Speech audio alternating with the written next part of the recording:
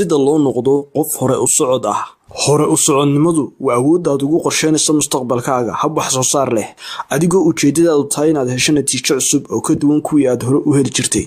qofka hore u socodka ahi waa qof badanaa dhinaca fiican wax ka eega oo aaminsan inuu gaari doono hadafyadiisa isla markaana rajeeya inuu haysan doono wax ka badan waxa uu maanta haysto. dhinaca kale qofka dib u socodka ahi waa qof ku dhagan wixii uu hore u soo dhaafay iyo guuldarooyinkiisii hore. qofka dib u socodka waxa aad ugu adag inuu wax fafaalaha ka arko mustaqbalkiisa wuxuuna ku dhagan yahay wixii hore u soo dhaafay mana yaqaan sida hore loogu fikiro. haddii aan tusaalayno qofka dib u socodka ahi waa qof maalin walba u ooya oo u calaacala lacag uu kaydsan jiray oo ka khasaartay. qofka hore u socodka ahina waa qof qorsheeya inuu sameeyo 5 laab in ka badan lacagtii hore uga khasaartay. haddaba sideed ku noqon kartaa qof hore u socod ah? ugu horeyn waa inaad isku daydaa inaad u fiirsato sababaha ay dadka qaar u noqdaan qaar dib u socod ah. sababahaasi oo aad fahantaa waxay kaa caawin doonaan inaad fahanto dib u socodnimada waxayna sidoo kale kaa caawin doonaan inaad noqoto qof hore u socod ah.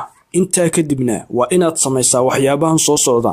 ilow wixii hore ku soo dhaafay. waqtigii ku soo dhaafay wuxuu noqon karaa mid fiicnaa ama mid xumaa. si kastoo ahaadaba waqtiga hore oo aad diiradda saartaa marnaba kaa caawin maayo inaad gaadho hadafyadaada.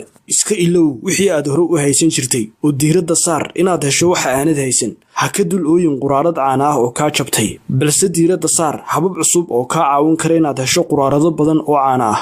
ilow hababkii horeed raacaysay waxaa laga yaabaa inay meelaha qaar ku fiicnaadaan balse guud ahaan waxa aad u adag inay kaa caawiyaan inaad ku guulaysato hadafyadaada.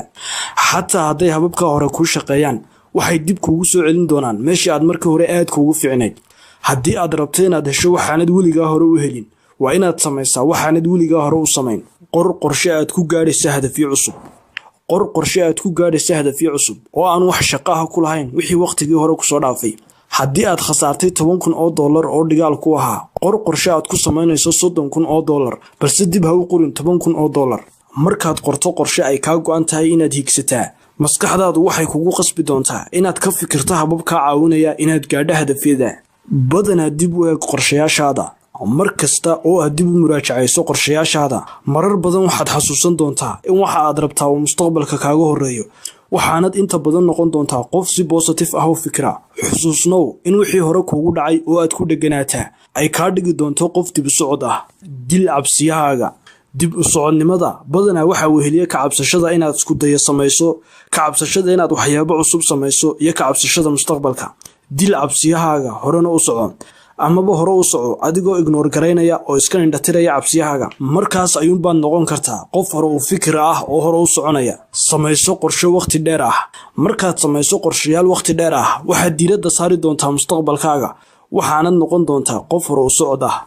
waxaan rajaynayaa in muuqaalkani ku caawiyey. like saar, taabo subscribe haddii aanad hore subscribe u siin, sidoo kale la wadaaga asxaabtaada. waa anigoo Cabdirasaaq Faarax ah. tan iyo kulankeena kan xiga haddii Allah awood leeyahay. nabadey.